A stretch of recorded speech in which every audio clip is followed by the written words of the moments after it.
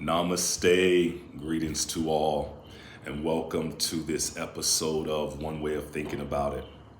One Way of Thinking About It is a Q&A platform where we take up questions from individuals around the world, and we take about 10 or so minutes to answer each question from our deepest understanding at this present moment. So with the foundation laid, let's get into it. Our question today comes in from Florida. Florida checking in, Florida in the building. Thank you. Thank you for being here. So our question today reads, how do I stay connected to my higher self and still function in this 3D reality? This is a great question, a powerful question. This touches on two foundational concepts.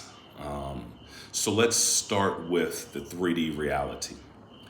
You know, nowadays a lot of people speak of 3D and 4D and 5D. Let's hit on this 3D reality that all human beings should know and understand what reality that you are living in.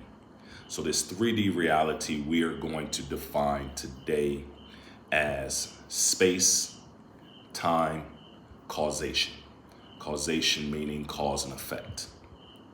So space is all pervading. Time is eternal. And causation is infinite. This is what governs this universe, this world that we all know. This is the 3D reality. So now let's get into this higher self. What is this higher self? This higher self we are going to be defining today in the absolute highest self.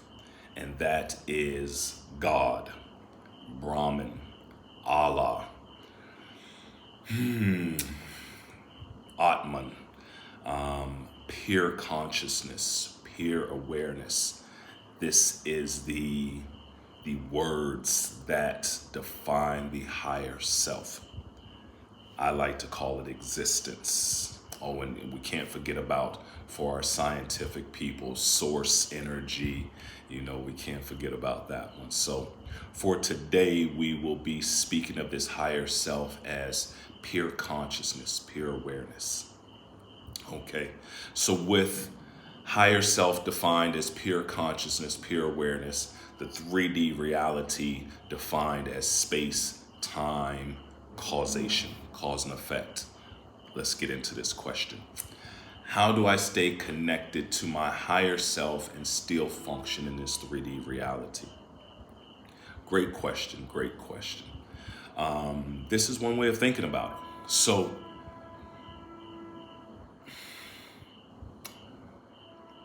the pure consciousness, the pure awareness, our higher self cannot be not connected. It is eternal, all-pervading, infinite. It is everything. We are, you are everything. However, when this pure consciousness, this pure awareness incarnates into this physical equipment, this body, mind, intellect, it becomes conditioned consciousness. So what it has narrowed its infinite, all-pervading, eternal everything into this physical, this equipment that we know, the body, mind, intellect, and it has been conditioned by that. So this is all that we think that we are, is either your body, your mind, your feelings and emotions, or your ideas and thoughts and thinking, the intellect. In this 3D reality, again, this is all that we know is this 3D reality. It seems all-encompassing everything because it has the properties of the absolute. It has the properties of being eternal. It has the properties of being all pervading. It has the properties of being infinite with time, space, causation. So for when people speak of these 3D people, a person being 3D, this is where we start from. This is the starting point. These are individuals who believe and trust in only what they can see and what they sort of know, and that is space, time, and cause and effect. So this is the 3D reality that governs this universe. We are all governed under it until you reach that absolute state, that highest self of pure consciousness, pure awareness, that Godhead, that Brahman reality, that these higher states, the highest states. It's not even it is the highest states. So how do we stay connected to this? Is through knowledge. Because first, our higher self, this pure awareness, this pure consciousness, we cannot perceive it with our bodies. We cannot feel it with our mind through our feelings and emotions. And we cannot conceive it with our intellect.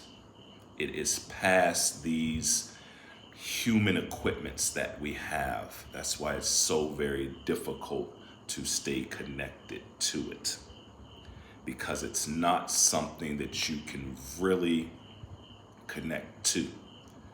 You are either it or unaware that you're it. That's, so the great ones, the Krishnas, the Buddhas, the Christ, the Muhammads, these great ones that reach this space, this level, the great enlightened souls, they speak to us and tell us about this space. It is not something that you can do. It's not something that you can conceive with the intellect. It's not something that you can feel with the mind. It's not something that you can perceive with the five senses. It's not something that we can do. However, the closest way that we can stay connected to something more than the 3D reality of time, space, and causation is knowledge. Is taking in knowledge from the ones who have reached the next state of consciousness, this pure consciousness, this pure awareness. Is taking in the knowledge from these masters, from these great ones, from these enlightened beings and enlightened souls who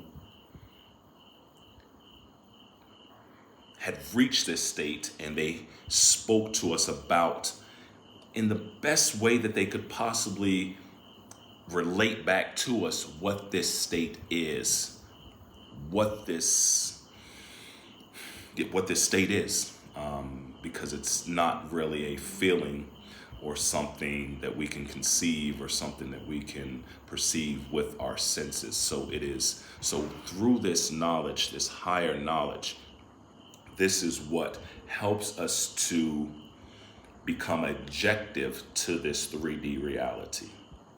So you can start to see that it's not what it seems to be. There is something more behind this 3D reality.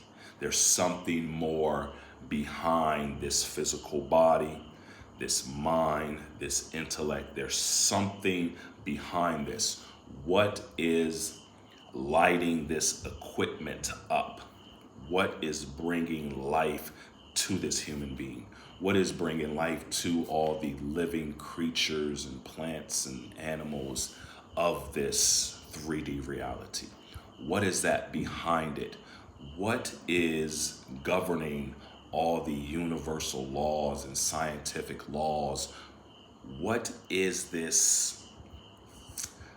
thing, this entity that is setting all of these universal laws and truths that this 3D reality is governed by. The way that we stay connected to this, the only way, is through, no, there's actually three ways from the way of looking at it, from the yogi way of looking at it. So you have your three yogas that can help you to stay connected to that, and that is through karma, the way of action. And this is action at its absolute. So you are performing actions unselfishly, selflessly, to the highest degree, where every action that you are performing is to the higher, to the pure consciousness, the pure awareness, the higher self. And then you go to bhakti, which is devotion. Bhakti yoga, devotional yoga. And that devotion is to something more. That devotion to, how does this plant grow? How does these trees grow? How does crops just continue to be? How do animals, how is everything kept meticulously in order? The devotion to this, to the highest degree of just gratitude and thanks and devotion to something more, knowing that something is keeping all of the planets and everything in perfect, meticulous order, that devotion. And then jnana yoga, which is knowledge, taking in the highest knowledge from the great souls and spiritual enlighteners who have reached this absolute state and that have come back to tell us, or have still been on this planet to tell us, what this truth is, what the real reality is, what that self is, that higher self that you feel, that we all feel within us, that there's something more within us. So to stay connected, one way of thinking about it is through the three yogas: karma, bhakti, jnana. So through the highest form of action, selfless, unselfish action, through the highest form of devotion, bhakti yoga, and through jnana yoga, the highest form of knowledge. Staying connected, staying in taking these three paths helps one to stay connected to their higher self while you are still functioning in this 3D reality. So this is one way of thinking about it. Thank you for joining me for this episode. If we have any questions, comments, clarifications, please leave them in the comment box below. We'll circle back around and get to them. Until the next time, much love, health, peace, prosperity, and blessings to all. Namaste.